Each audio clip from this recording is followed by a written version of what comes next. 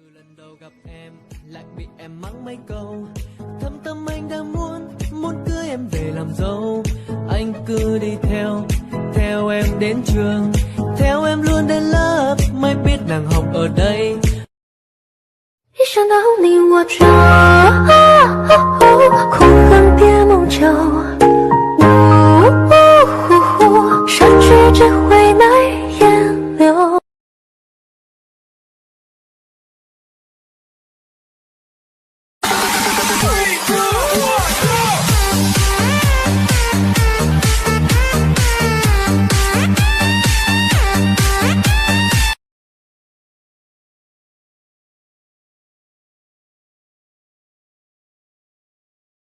我có phiếu cứ lưu xuống trang, có từng giá trị trong lấy theo trang.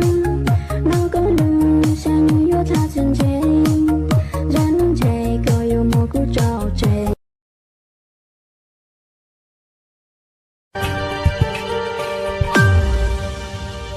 这人间的鸟之恋，我风花雪月浪漫，是情人的半贪恋。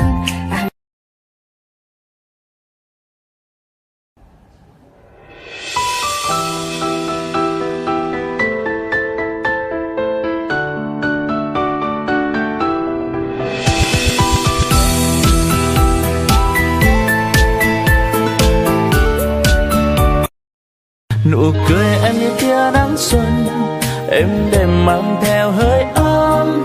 Âu sầu trong anh như xóa đi chỉ bởi những nụ cười ngây ngô đáng yêu.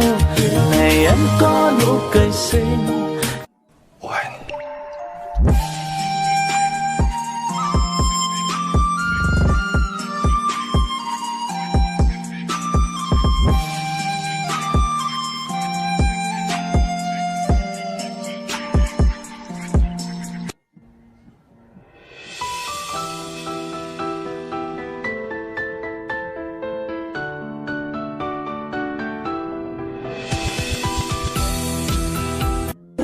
Để Mỹ nói cho mà nghe, tâm hồn này chẳng để lặng lẽ.